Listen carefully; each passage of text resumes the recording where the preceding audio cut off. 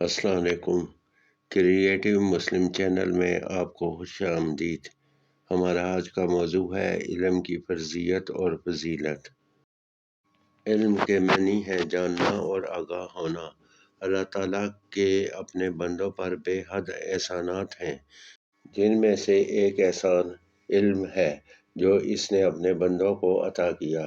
رسول اکرم صلی اللہ علیہ وآلہ وسلم پر جو پہلی وحی نازل ہوئی، اس میں ارشاد ہے، اپنے پروردگار کا نام لے کر پڑھیے جس نے پیدا کیا، جس نے انسان کو خون کی پھٹکی سے بنایا۔ پڑھیے اور آپ کا پروردگار بڑا کریم ہے، جس نے قلم کے ذریعے علم سکھایا اور انسانوں کو وہ باتیں سکھائیں جن کا اس کو علم نہ تھا۔ رسول اکرم صلی اللہ علیہ وسلم کا ارشاد ہے، یعنی طالب علم ہر مسلمان مرد و عورت پر فرض ہے۔ اس لیے مسلمان پر لازم ہے کہ وہ طلب علم میں کوتاہی نہ کرے۔ انسان زمین پر اللہ تعالیٰ کا خلیفہ اور نائب ہے۔ اسے علم ہی کی وجہ سے باقی مخلوقات پر فضیلت حاصل ہے۔ علم ہی کی وجہ سے فرشتوں کو حضرت آدم کو سجدہ کرنے کا حکم دیا گیا۔ اس سے واضح ہوا کہ علم انسان کے لیے عظمت کی بنیاد ہے۔ نبی اکرم صلی اللہ علیہ وآلہ وسلم نے اپنے بارے میں فرمایا کہ یعنی میں معلم بنا کر بھیجا گیا ہوں۔ آپ صلی اللہ علیہ وآلہ وسلم اپنے علم میں اضافے کے لیے یہ دعا فرمایا کرتے، میرے رب میرے علم میں اضافہ فرما۔ علم کی اشاعت کے سلسلے میں نبی اکرم صلی اللہ علیہ وسلم کی کوششوں کا اس بات سے اندازہ لگایا جا سکتا ہے کہ غزوہ بدر کے بعد جو کافر قیدی آزاد ہونے کے لیے فدیہ نہ دے سکے، ان سے آپ صلی اللہ علیہ وسلم نے فرمایا کہ وہ 10 مسلمان بچوں کو لکھنا پڑھنا سکھا دیں تو انہیں آزاد کر دیا جائے گا۔ آپ صلی اللہ علیہ وآلہ وسلم نے خواتین کو بھی علم حاصل کرنے کی تاکید فرمائی۔ آپ صلی اللہ علیہ وسلم نے فرمایا کہ طلب علم ہر مسلمان پر فرض ہے، خواہ وہ مرد ہو یا عورت۔ اس طرح آپ صلی اللہ علیہ وسلم نے یہ بھی فرمایا کہ علم و حکمت مومن کی متاع گمشدہ ہے، جہاں سے میسر ہو حاصل کرنے کی کوشش کرے، کیونکہ وہی اس کا سب سے زیادہ حقدار ہے۔ مسلمان کو علم کی طرف سب سے زیادہ توجہ دینی چاہیے۔ قرآن نے دین کی بنیادی احکامات کے ساتھ ساتھ دنیاوی فلسفہ، تاریخ، غذا اور غذائیت اور سائنسی علوم پر غور و فکر کی بھی دعوت دی ہے۔ رزق حلال بھی اسلام کا تقاضا ہے، اس لیے مومن کو معاشی علوم و فنون سے بھی غافل نہیں ہونا چاہیے۔ بندہ مومن کی عبادات کا مقصد تقویٰ اور رضا الہی کا حصول ہے۔ قرآن مجید میں ارشاد ہے، اللہ کے بندوں میں سے اہل علم ہی اللہ سے ڈرتے ہیں۔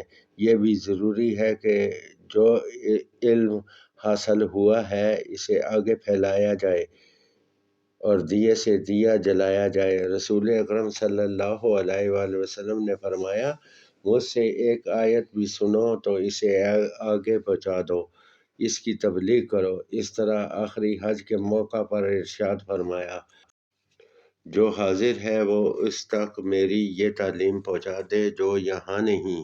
اور پھر حصول علم کے لیے عمر کی کوئی قید نہیں۔ آپ صلی اللہ علیہ وآلہ وسلم نے ماں کی گود سے قبر تک اترنے تک حصول علم کا عمل جاری رکھنے کی ہدایت فرمائی۔ چنانچہ ارشاد ہوا، ماں کی گود سے لے کر قبر تک علم حاصل کرو۔ یہ بھی فرمایا گیا کہ مومن علم سے کبھی سیر نہیں ہوتا حتیٰ کہ جنت میں پہنچ جاتا ہے۔ علم عظمت اور سربلندی کا ذریعہ ہے۔ زیور علم سے آراستہ لوگ اللہ کے زیادہ قریب ہوتے ہیں۔ اللہ کے نزدیک عالم اور جاہل برابر نہیں۔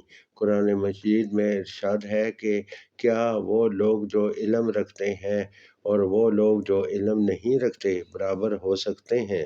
جو لوگ نور ایمان سے منور ہو کر علم سے کام لیتے ہیں، ان کے بارے میں فرمایا یعنی تم میں سے جو لوگ ایمان لائے اور جنہیں علم دیا گیا اللہ ان کے درجات بلند فرمائے گا۔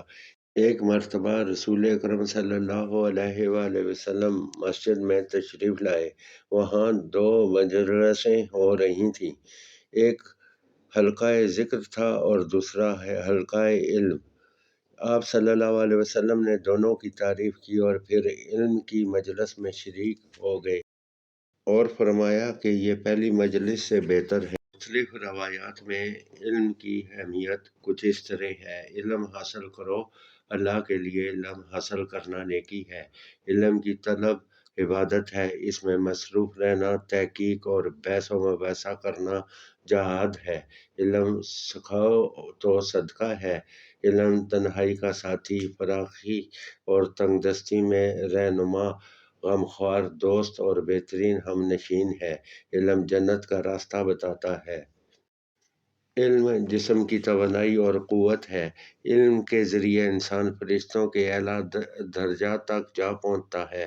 علم میں غور و خوض کرنا روزے کے برابر ہے۔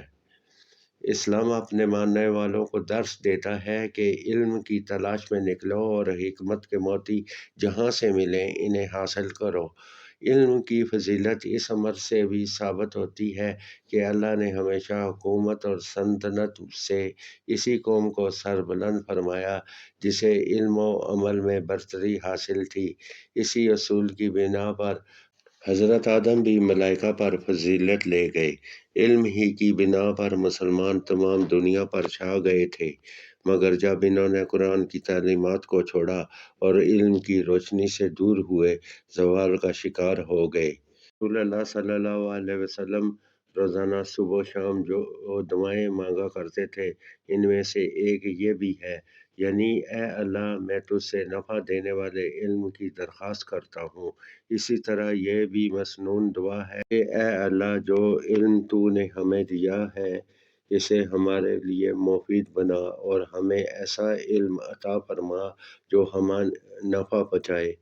ہماری دعا ہے کہ اللہ تعالی ہمیں بھی علم عطا فرمائے اور اس پر عمل کرنے کی اور اس کی اشاعت کی توفیق بھی نصیب فرمائے، آمین۔ امید ہے دوستو آپ کو ہماری ویڈیو پسند آئی ہوگی۔